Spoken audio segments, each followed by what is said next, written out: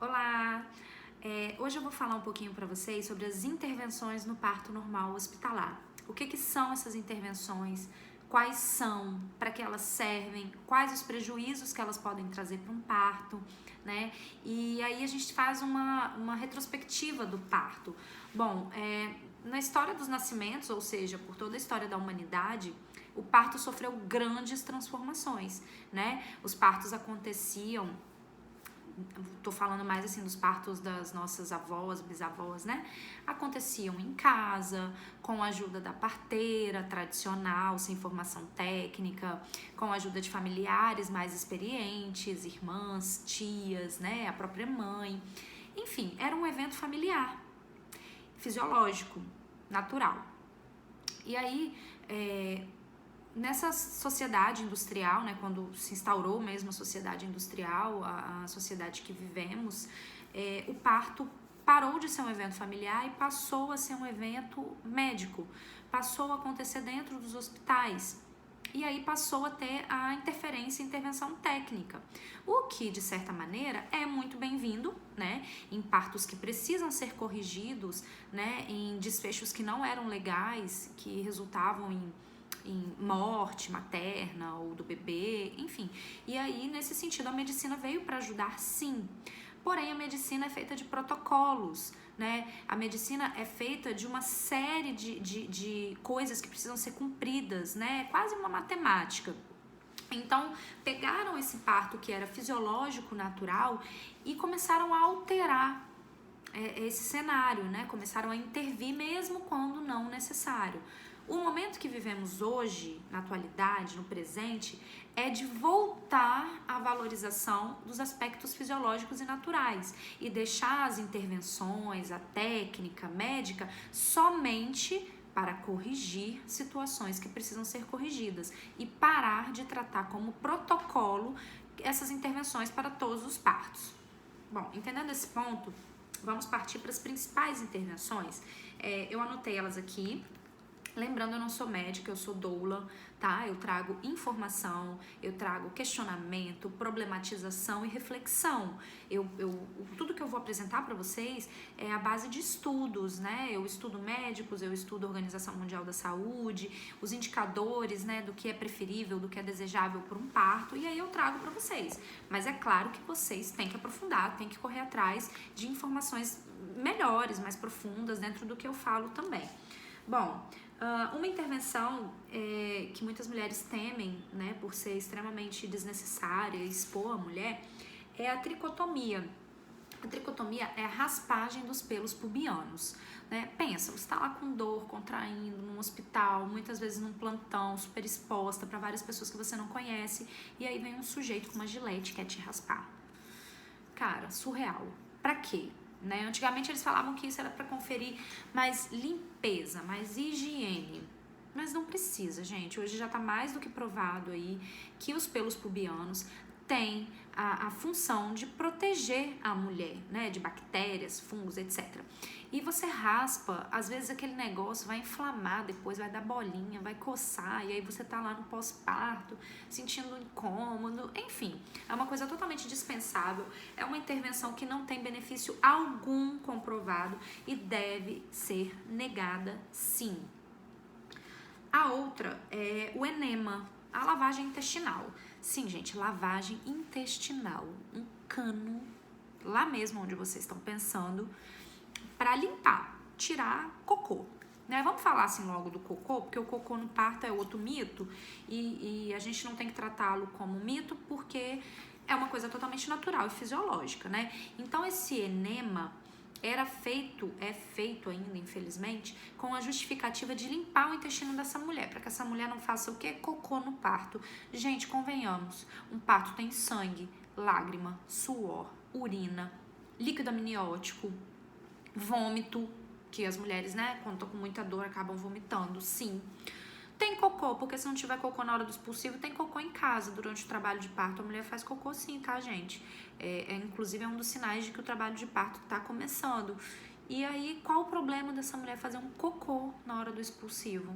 Quem é que vai ficar vigiando que a mulher tá fazendo um cocô? Não. Não faz sentido, entendem? Toda a equipe tá ali para garantir a saúde daquela mulher, o bem-estar daquela mulher, o bem-estar daquele bebê. Ninguém tem que estar preocupado com o cocô na hora que esse bebê tá nascendo. Primeiro porque não vai infectar, não vai sujar, não vai mudar nada a saúde do bebê, menos ainda da mulher, porque a saúde é dentro dela, certo?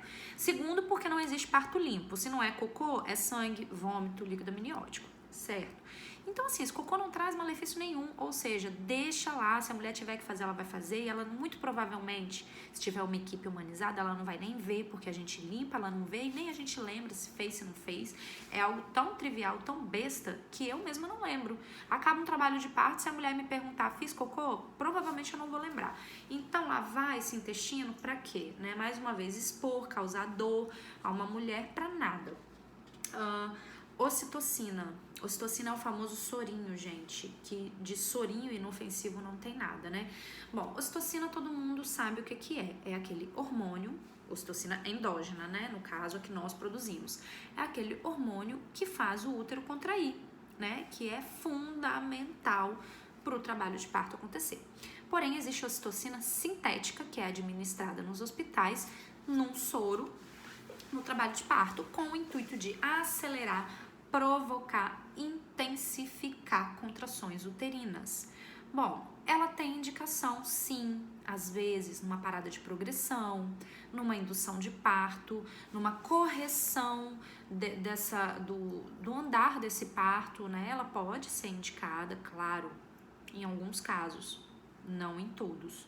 Por quê? Ela muda um pouco o padrão da dor da mulher. E isso faz a mulher ter a sensação de uma dor aumentada, de um pânico, de medo, aí gera tensão, enfim. O ambiente do parto, a experiência do parto já não fica tão fisiológica, não fica tão prazerosa, tão suportável para aquela mulher, né? Então, o uso indiscriminado e mal indicado da ocitocina às vezes leva a desfechos ruins, né? Leva a mulher a desistir do parto, por exemplo. Leva também, às vezes, a um mal-estar fetal, se for administrado em grandes quantidades, pode alterar os batimentos desse bebê, em casos mais raros, mas pode. Então, é uma intervenção que tem que ser muito bem estudada, muito bem pensada. Não devemos condená-la, mas devemos entendê-la e, de preferência, estarmos com uma equipe de fato concentrada no nosso bem-estar, para que, se ela for indicada, a gente saiba que está sendo, de fato, bem indicada. Episiotomia. Episiotomia, gente, é aquele corte, né? O corte no períneo é uma violência, né? Isso é uma violência. A Organização Mundial da Saúde já desestimula, já pede que não se façam, né? Ainda não condenou, ela não está proscrita ainda, mas já deveria, inclusive. Para mim é uma lesão corporal, não tem benefício comprovado algum, isso não é Stephanie que está dizendo, a Organização Mundial da Saúde coloca que a episiotomia não tem mais... Nunca teve, né, na verdade, mas enfim, não tem benefícios comprovados que superem os seus prejuízos, né? Então você pode ter um pós-operatório muito mais doloroso, você tem risco de infecção, você tem dor quando você retoma suas atividades sexuais, enfim, diversas são as complicações de uma episiotomia. Ah, mas aí eu vou lacerar. Sim ou não. Você pode lacerar naturalmente, não tem como prever, gente, não tem por que fazer um corte em você. Episiotomia é uma laceração de 2º grau feita, né, provocada. Então você vai fazer uma de 2º grau para proteger de talvez ter uma que talvez vai ser só de 1º grau, que nem ia precisar de sutura. Não tem justificativa, gente. Deixa lacerar naturalmente. Na verdade, as lacerações naturais ficam geralmente entre 1º e 2º grau, só pega mucosa se for 1º grau e mucosa e um pouquinho da musculatura perineal se for de 2º grau. Às vezes, se não alterar a anatomia da mulher ou não sangrar muito, nem precisa costurar, sabe? Cortou naturalmente e nem precisa de costura. E mesmo se precisar suturar, não se compara a uma episiotomia provocada, feita, né? Então, assim, e tem mais um detalhe. A chance de você ter uma grande laceração natural no seu parto aumenta muito se for um parto mal assistido. Puxo dirigido, manobra de Cristelé, não deixar você ter uma livre movimentação, escolher a posição de parir, isso sim provoca lacerações maiores, tá? Agora, uma boa assistência que respeite a mulher e a fisiologia do parto não vai resultar em lacerações que tragam tanto prejuízo quanto uma episiotomia, ou seja, não está justificado o fato de fazer episiotomia de forma alguma, principalmente se não for consentida, tá, gente? Não consentida é lesão corporal mesmo. Cardiotoco. Cardiotoco é aquela cinta que amarra na barriga da mulher com sensores para verificar o bem-estar fetal. Bom, cardiotoco em algumas situações ele vai ser indicado para avaliar esse bebê, avaliar alguns aspectos desse bebê na barriga. Só que não pode ser um protocolo, gente. Primeiro, porque ele pode levar um diagnóstico errado, levar essa mulher para uma cesárea sem indicação, afinal é uma máquina e máquinas erram também. E segundo, porque impede a movimentação da mulher durante o trabalho de parto, né? A Organização Mundial da Saúde coloca que a ausculta do bebê deve ser feita de maneira intermitente, ou seja, vai lá, ouve, viu, avaliou, beleza. Daqui a pouco você vai lá de novo.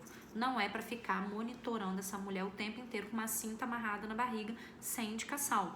E a Organização Mundial da Saúde coloca parturientes de baixo risco, essa ausculta com sonar, né, que é aquele aparelhinho, deve ser feita de meia em meia hora no trabalho de parto.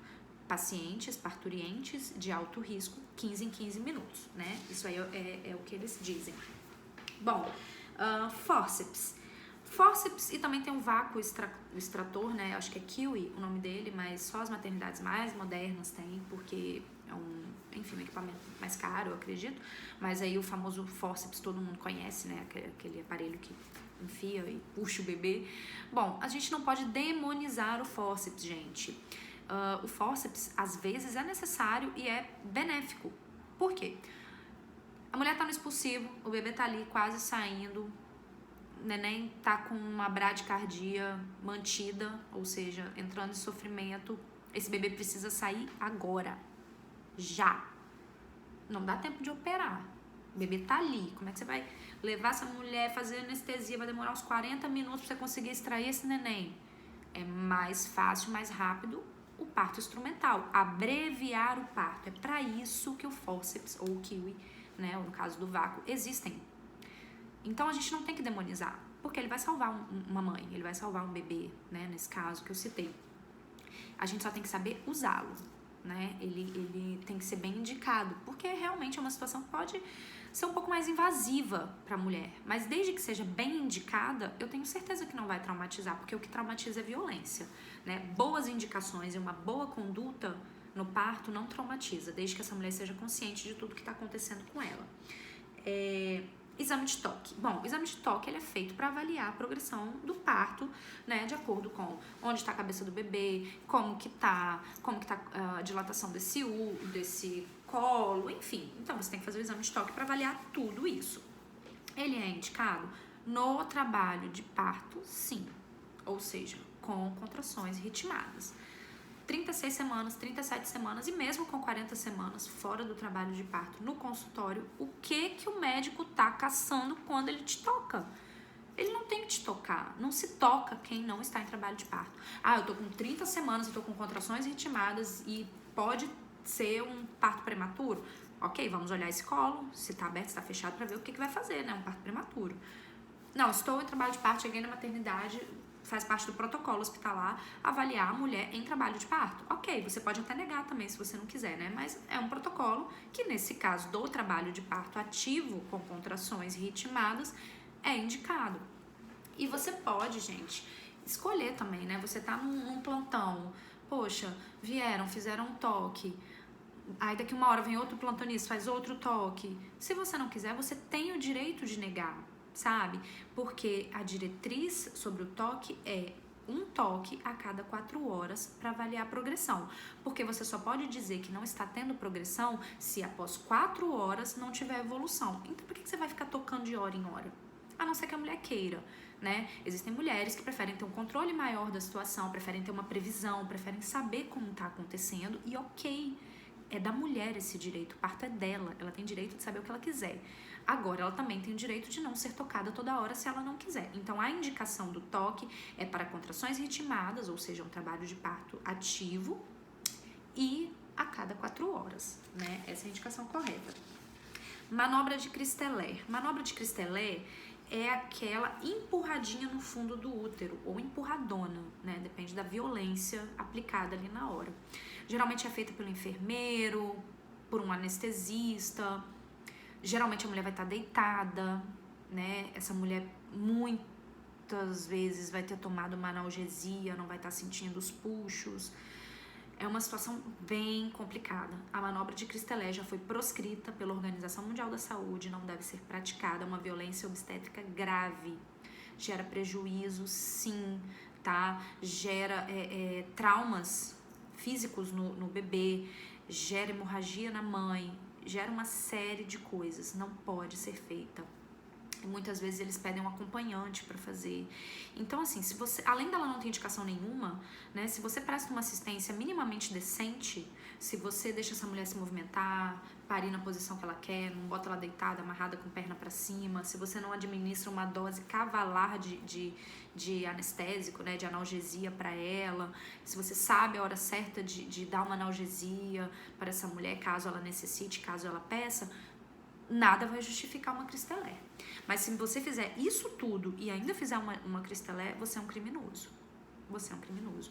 Então, assim, gente, Christelé realmente não sou eu, mais uma vez, que estou dizendo. Organização Mundial da Saúde.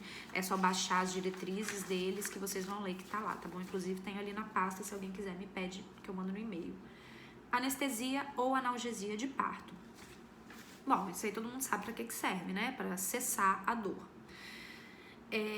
Ela é indicada? Às vezes sim, porque é muito subjetivo. Se há uma mulher que está em trabalho de parto há horas, há dias, e essa mulher está cansada, está sofrendo, essa mulher não consegue comer, não consegue dormir, ela precisa dar uma pausa. Todos os métodos não farmacológicos de alívio da dor já não são o suficiente, a analgesia é bem-vinda. Mas ela tem riscos, ela pode alterar a frequência cardíaca do bebê, ela pode levar esse bebê a uma bradicardia mantida e você ter que operar às pressas.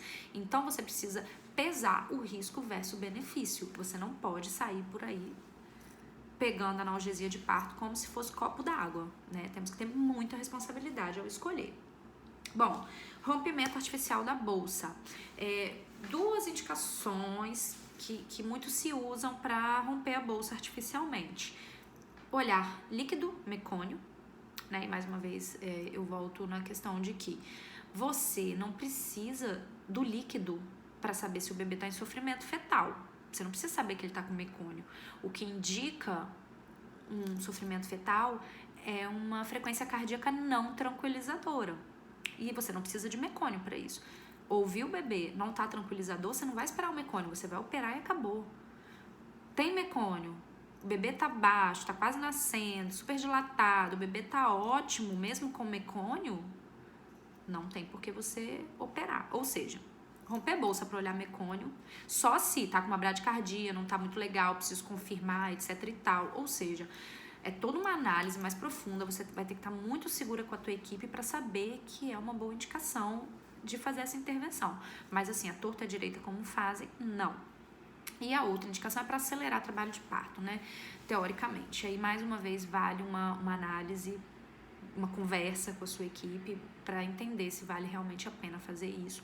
Até porque o rompimento artificial da bolsa precocemente pode gerar um prolapso de cordão, que aí passa a ser uma indicação absoluta de cesárea de emergência. Então, tem que avaliar se esse risco vale a pena. Né? Então as intervenções são essas, em alguns casos elas serão necessárias, em alguns não. O grande X dessa questão é o benefício que essa intervenção vai trazer supera um prejuízo que ela pode trazer junto? Se o benefício for maior, ok. Se não, não é para fazer, tá bom? Estudem, se informem, discutam, reflitam, tá bom, gente? Beijos!